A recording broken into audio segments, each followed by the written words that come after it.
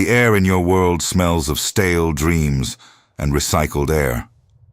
But out here, among the jagged stones and the biting frost, the truth has a sharper edge. You were told that the absence of war is peace. They whispered that the softening of your hands and the cushioning of your life was the ultimate victory of civilization. That is the great lie. The sedative fed to the captive wolf to make him forget the strength of his own jaws. Look at your hands. Are they calloused by the weight of destiny, or are they merely smooth from the endless scrolling of a digital void? You have been disarmed by the very comfort you craved. This modern peace is not a sanctuary. It is a cage with invisible bars, designed to make you fragile, predictable, and ultimately irrelevant. The ancestors did not survive the ice and the fang, so you could wither in a climate-controlled room, fearing a harsh word more than a sharpened blade. The iron philosophy teaches us that true tranquility is not found in the absence of struggle, but in the absolute mastery over it. If you feel that itch under your skin, that primal hunger for something more than this lukewarm existence, then you are already waking up. We are carving a path back to the bone-deep strength of the old world, where character was forged in the fire of necessity. If you are ready to reclaim the warrior within, to strip away the illusions of safety and face the storm with a steady heart, then walk this path with us. This is not for the many. It is for the few who refuse to be tamed. If you belong among those who choose the struggle over the sedative, consider aligning yourself with this tribe, not for me, but as a pact with your own sleeping soul. The journey begins with the shattering of the mirror. They promised you a world without friction, a life where every sharp corner was rounded off and every cold wind was stifled by thick walls. They called this progress. But look closely at the cost of this sanitized existence. By removing the struggle, they have robbed you of the very whetstone that sharpens the human spirit. A blade that never meets resistance eventually loses its edge, turning into nothing more than a rusted relic of what it was meant to be. This modern peace is a slow poison, a paralysis that convinces you that because you are comfortable, you are safe. But the ancients knew better. They understood that the man who has never tasted the bitterness of a winter storm or the weight of an impossible burden is the most vulnerable of all. He is a house built on sand, waiting for the first wave of reality to wash him back into the tides of insignificance. The iron philosophy of the Stoics was not birthed in marble halls of leisure, but in the trenches of loss and the fires of exile. They realized that your internal fortress is the only ground that cannot be conquered, provided you have the courage to garrison it with discipline. When you avoid discomfort, you are essentially telling the universe that you are its victim, not its master.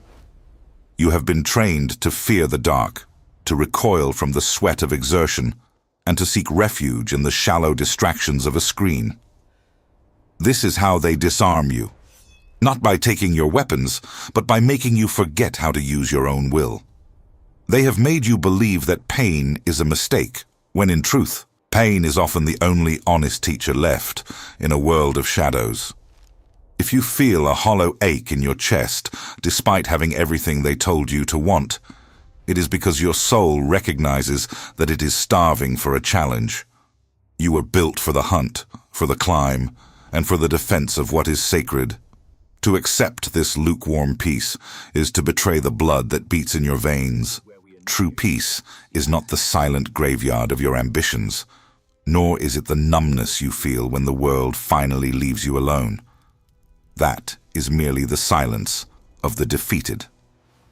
The Stoic masters knew that the only peace worth possessing is the one that can be held in the middle of a battlefield, with the smell of smoke in the air and the ground shaking beneath your boots.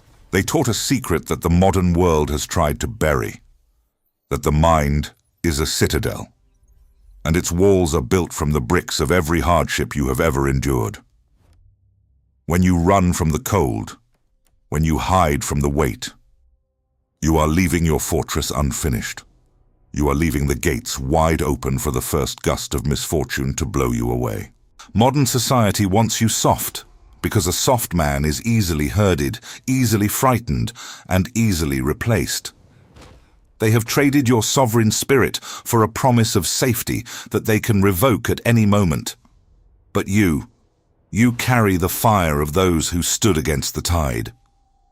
You understand that to be unshakable, you must first be broken and reforged in the heat of your own discipline. This is the iron philosophy, to look at the coming storm and not ask for it to pass, but to ask for the strength to stand taller within it. If the truth of this weight resonates with your bones, write iron in the comments below. Let it be the mark of those who choose the forge over the furnace, a signal to the shadows that there is still a spirit here that refuses to be extinguished. To embrace this path is to stop being a leaf blown by the wind, and to become the mountain that the wind eventually breaks against. It is the realization that your obstacles are not in your way. They are the way. The very things you feared are the stones you must step on to reach the summit of your own potential. Stop waiting for the world to become kinder. It won't. Instead, become more dangerous to your own weaknesses. The modern man cries out to the heavens when the rain falls on his parade, cursing the clouds as if the universe owed him a sun-drenched path. He demands fairness from a world that was born in chaos and will end in fire. He has been coddled into believing that his feelings are the center of the cosmos, and that any discomfort is a personal insult from destiny. This is the ultimate fragility. Civilized peace has convinced you that you are entitled to a life without scratches, a heart without scars, and a mind without shadows. But the warrior knows that nature is indifferent to your comfort. The mountain does not care if your legs ache, and the river does not slow its current because you are weary. To the primitive soul, the world is not a playground. It is a proving ground. The iron philosophy demands that you stop asking why things are happening to you and start asking what you can do with them. Consider the flame. A weak fire is extinguished by a gust of wind, but a great furnace consumes the wind and grows even more ferocious. This is how you must treat the trials of your life.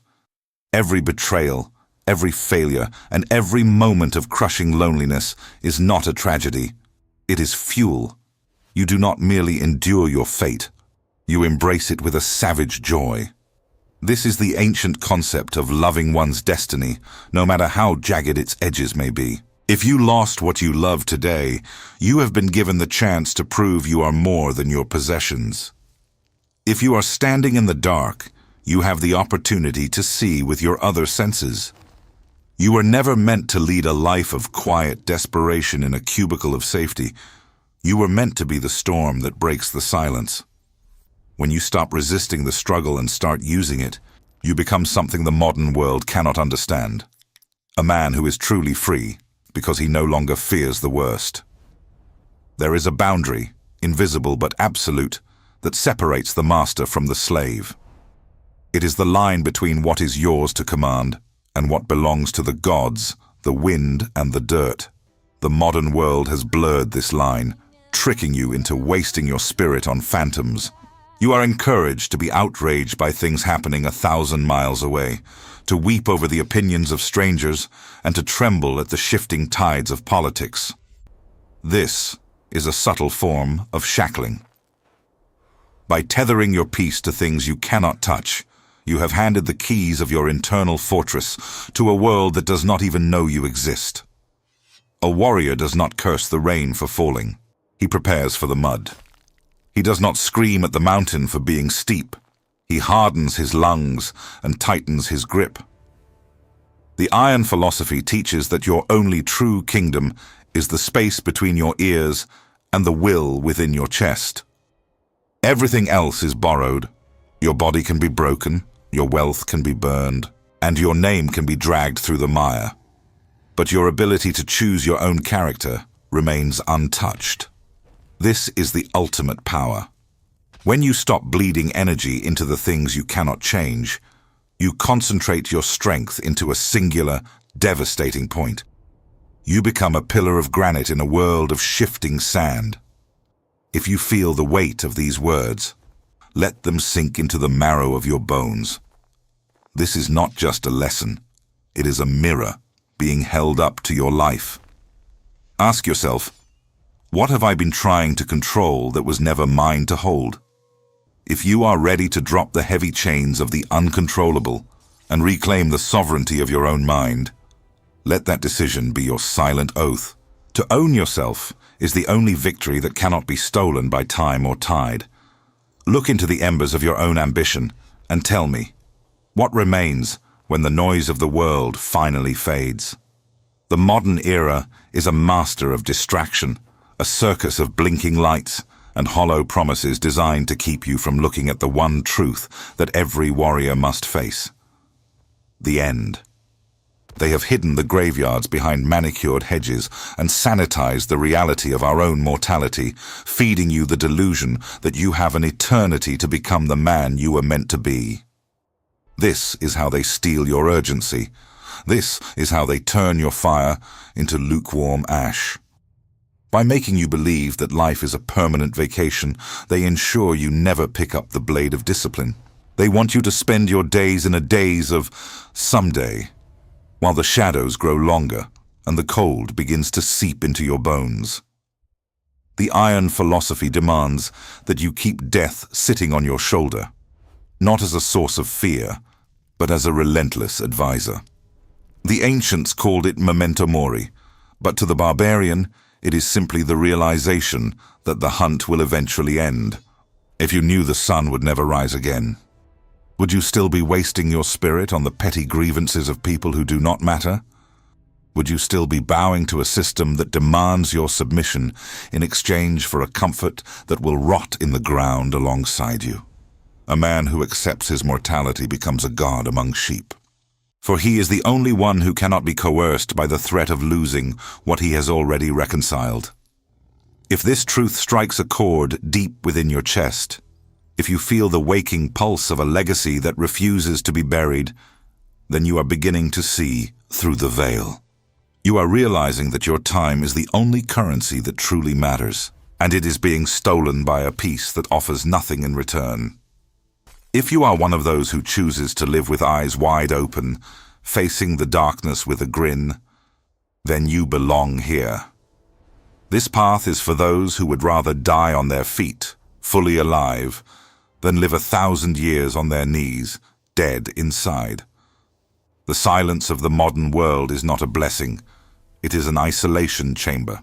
They have taught you to be suspicious of your own blood, to view your fellow man as a competitor for the crumbs of the system, and to lock your doors against a world you no longer understand. This peace has atomized us, turning a tribe of warriors into a collection of lonely ghosts haunting the halls of their own lives. They want you isolated because a man with no brothers is a man with no shield wall. He is easily broken, easily swayed, and easily consumed by his own anxieties. But the iron philosophy reminds us that we are part of a greater whole, not the hollow community of digital likes, but a brotherhood of the struggle that spans across the ages. You may think you are the only one left who feels this way, the only one who looks at the neon lights and sees only darkness. But you are wrong. You are part of an ancient lineage of those who refuse to let their spirits be domesticated. There is a silent recognition between those who have chosen the weight over the whim. This is why we gather here, not to escape reality, but to sharpen our resolve against it. This space is for those who find more comfort in a harsh truth than a beautiful lie. If you find yourself nodding as these words strike your spirit, it is because you have found your tribe. This is the gathering place for the restless, for the ones who feel the pull of the ancestral fires while standing in the middle of a modern city. You are not a broken part of their machine. You are the wrench in its gears. Prepare yourself, for we are approaching the final secret. The modern world has one last lie to tell you, the one they use to keep you from ever truly crossing the threshold of your own power. If you have followed the trail this far, you are ready to see the world as it truly is, stripped of its velvet curtains. Stand firm, for the last veil is about to fall. The final lie, the one they whisper in the dark when you are most tired, is that you are too far gone to change. They want you to believe that the iron has cooled, that your spirit has set into the mold of a compliant servant, and that the warrior you once were is nothing more than a ghost of a childhood dream. But they are wrong. The most terrifying truth for those who rule through comfort is this: the cage door was never locked. They didn't need a key because they had your fear.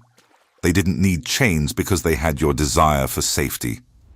The moment you decide that the pain of the climb is more beautiful than the rot of the valley, the cage dissolves. You are the architect of your own liberation. This modern peace was never meant to protect you. It was meant to preserve your utility.